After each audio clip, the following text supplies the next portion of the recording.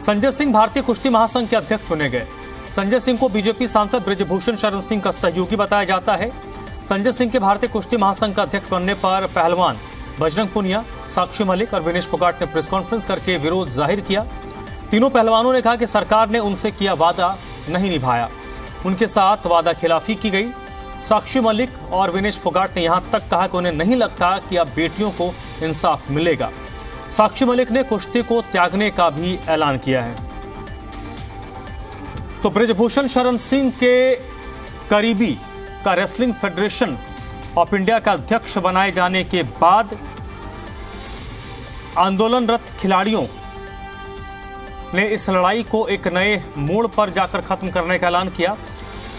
खिलाड़ियों का यह कहना था कि हम ये लड़ाई हार गए हैं। उन्होंने सभी लोगों का शुक्रिया अदा किया जिन्होंने उनका समर्थन किया। सवाल यहां पर यह उठता है कि क्या इन खिलाड़ियों ने यह फैसला जल्दबाजी में लिया, भावुकता में आकर लिया? सवाल चुनाव को लेकर भी है। यहां पर यह भी देखना महत्वपूर्ण है कि बृजभूषण शरण सिंह, जिनके ऊपर आरोप लगा, वो इस चुनाव का हिस्सा नहीं थे। बृजभूषण शरण सिंह का बेटा प्रतीक, जो यूपी संघ का अध्यक्ष था, वो भी चुनाव नहीं लड़ रहा था। उत्तर प्रदेश में वो विधायक है। बृजभूषण शरण सिंह के परिवार से कुछ और लोग थे, उनका भी नाम नहीं था। और ये जब लड़ाई अब आगे बढ़ी है तो उसके बाद खिलाड़ियों ने प्रेस कॉन्फ्रेंस की है और कहा है कि अब उन्हें लगता है कि उन्हें इंसाफ नहीं मिल पाएगा। हालांकि खिलाड़ियों ने कहा कि उन्हें भारत की न्यायपालिका पर भरोसा है। 40 दिन सोए रोड पे, लेकिन मैं सभी तमाम देशवासी जो भी हमारे प्रोटेस्ट में आए, दूर दूर से आए, बूढ़ी महिलाएं आई, बहुत सारे लोग ऐसे आए जिनके पास खाने कमाने के लिए नहीं है, फिर भी हमें सपोर्ट करने आए। हम नहीं जीत पाए, पर आप लोगों का बहुत बहुत धन्यवाद। और एक बात और कहना चाहूँगी कि लड़ाई लड़ी, पूरे दिल से लड़ी, लेकिन अगर प्रेसिडेंट बृजभूषण जैसे आदमी जैसा ही रहता है, उसका बिल्कुल सहयोगी है, उसका बिजनेस पार्टनर है, वो अगर इस फेडरेशन में रहेगा तो मैं अपनी कुश्ती को त्यागती हूँ और मैं आज के बाद कभी भी आपको वहाँ नहीं दिखूंगा। तो बस सभी देशवासियों को धन्यवाद। आप लोगों ने देखा था, उसके बाद ओवरसाइड कमेटी बनाई गई। उसमें जो ओवरसाइड कमेटी में 18-20 लड़कियों ने बयान दिए थे अपने। उसके बाद खेल मंत्री जी ने ऑन कैमरा बोला था, मीडिया के सामने बोला था कि बृजभूषण और उससे जुड़ा हुआ कोई भी इंसान WFI में नहीं आएगा। लेकिन आज दुर्भाग्य है, हमने दोबारा उसमें कमेटी 21 दिन वेट किया, 2 महीने वेट किया, 3 महीने वेट किया, कुछ नहीं हुआ। हमने दोबारा प्रोटेस्ट चालू किया, वो भी आप लोगों ने खूब देखा, पूरे देश ने देखा।